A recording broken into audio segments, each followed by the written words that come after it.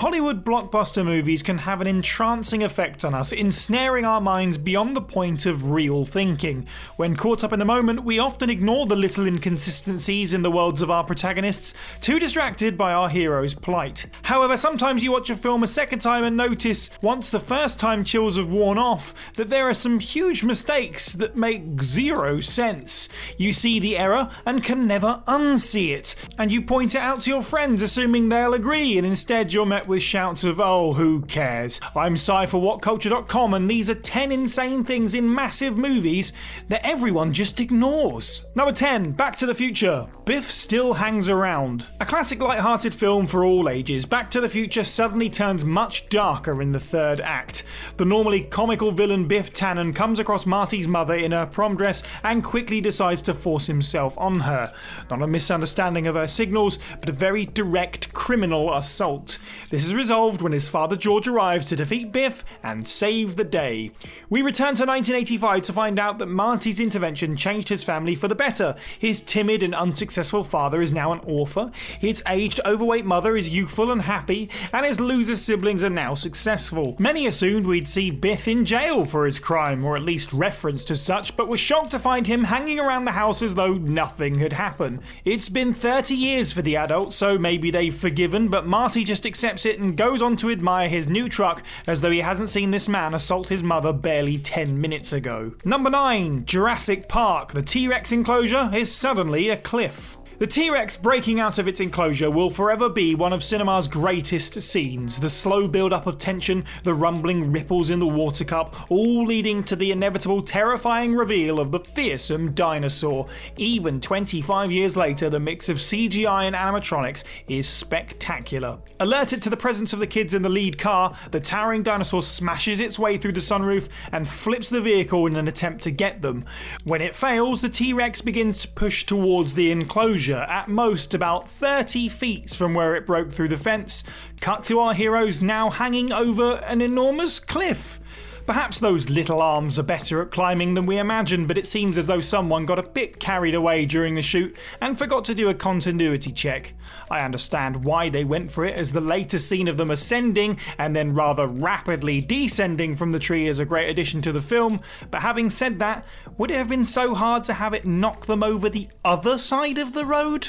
Number 8, Avengers Endgame, the Resnap. The culmination of a 12-year story arc on a scale never before attempted in movies, Avengers Endgame was always going to have a few nonsensical issues. The craziest of these, however, is the decision to reverse the snap in its entirety without any real consideration of the consequences.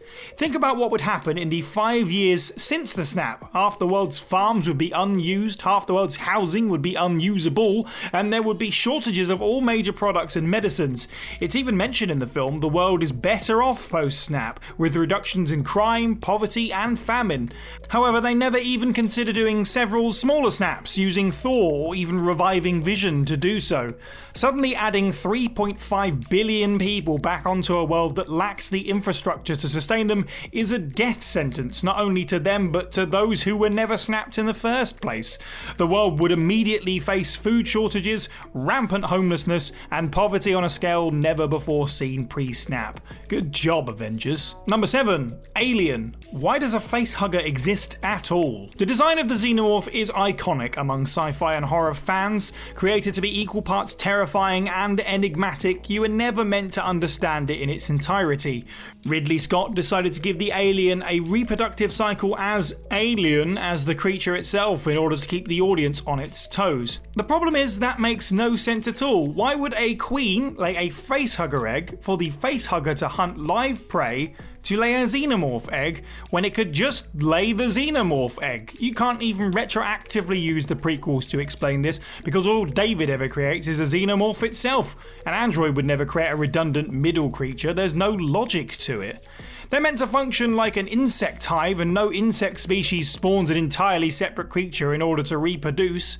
The idea to create a creature completely outside our biology and understanding is excellently done, but this one glaring flaw is persistent throughout the entire franchise. Number 6. Elysium, the medical shuttles. Elysium is a not so subtle allegory for the enormous wealth divide between ourselves in the developed world and those left behind in the developing world. It may lack some of the subtlety and polish of Blomkamp's first film, District 9, but it is nonetheless an effective demonstration of our indifference to inequality.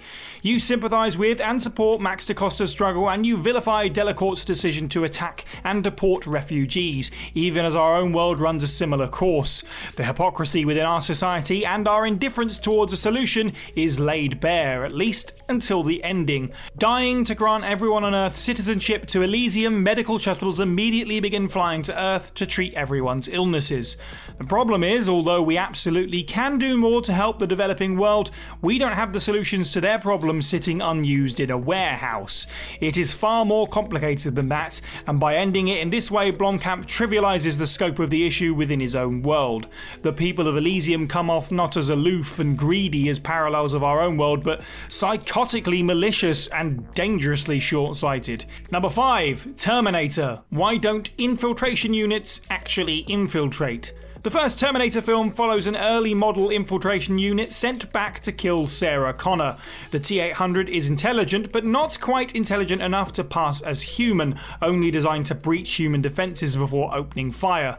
The T-800 can walk around among humans, but struggles to interact beyond that, and its failure to kill Sarah Connor results in Skynet sending far more advanced Terminator to complete the mission. The T-1000 is clearly capable of disguising itself as human. Even the T-800 isn't shown as having any ability to detect it better than a human can.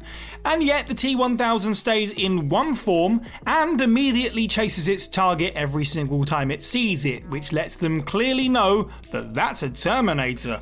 Every time it changes form, it does so for a few minutes before turning back to the easily recognisable face.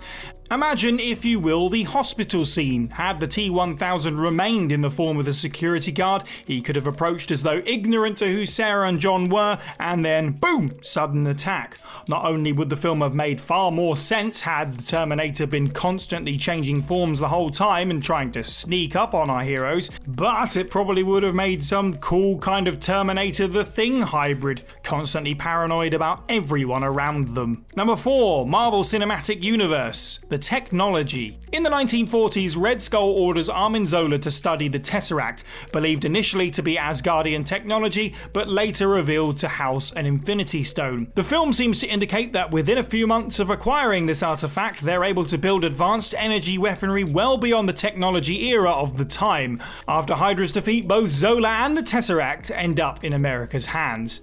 Yet despite recovering Arnim Zola, the Tesseract, and more than likely recovering Hydra weaponry, the world's technology barely changes between Captain America and the first Iron Man film. This then gets even weirder in that between 2008 and 2012 the world can suddenly create flying helicarriers, and then after that apparently repulsor-propelled helicarriers.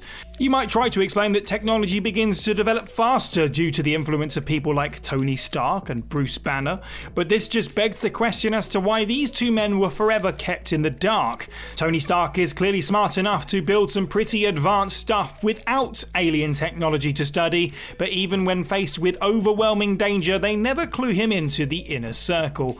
What we are left with is a world technology level that peaks in the 1940s, then drops and barely climbs for 60 years, then suddenly spikes past the peak in a few years, but apparently only for a few people on the planet. Number 3. Revenge of the Sith. Mace Windu still doesn't trust Anakin. The entire premise as to why Anakin Skywalker turns to the dark side in the space of 10 minutes is not exactly Oscar-worthy writing.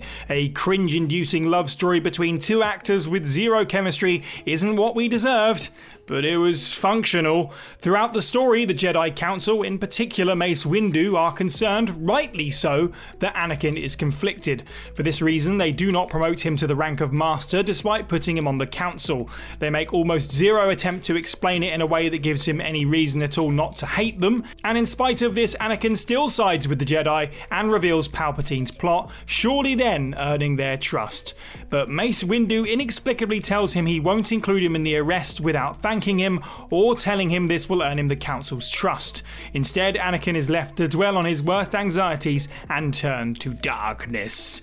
Number 2, The Hobbit. Why are Thorin, Fili and Kili so handsome? Throughout the entire Lord of the Rings mythos, dwarves have always been described in a consistent manner. Long hair, bearded, large noses, and short. When the dwarves begin arriving at Bilbo's house, we're shown multiple prime examples of the dwarvish gene. There is considerable variation, and some look more true to how they should than others, but all are believable as being dwarves. Enter Fili, Kili and Thorin, looking more like short humans or at least tall hobbits. Fili and Thorin at least seem to be wearing nose prosthetics to make them appear more dwarven, but Fili just looks like a younger version of Aragorn.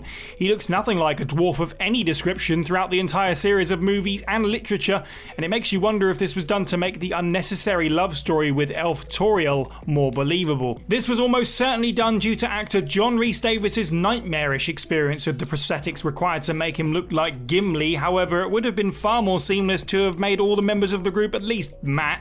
Either all of them should look like dwarves or none of them should. Either way, be consistent. Number 1, Harry Potter and the Prisoner of Azkaban, The Wrongful Conviction. I'll admit this one is more to do with the author's fault than the filmmakers, but seriously, can someone explain to me how a false conviction is even possible in the Harry Potter universe? In a world of mind reading, truth potions, the Imperius Curse and time turners, how on earth can investigators possibly get the wrong answer?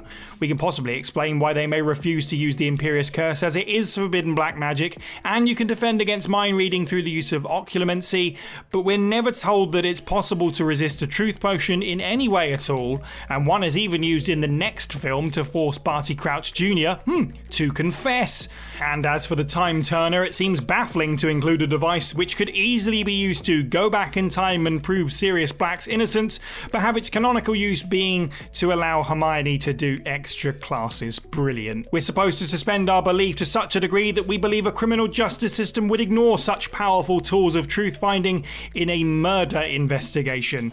Even more insane is that Fred and George had the Marauders map for years. Why do they never question why Ron spent so much free time and even shared a bed with Peter Pettigrew? They never once asked him about his friend, even after they're told about his murder. On top of all the above, the story requires us to believe that Fred and George never once noticed this when it took Harry all of 10 minutes of owning the map to find him.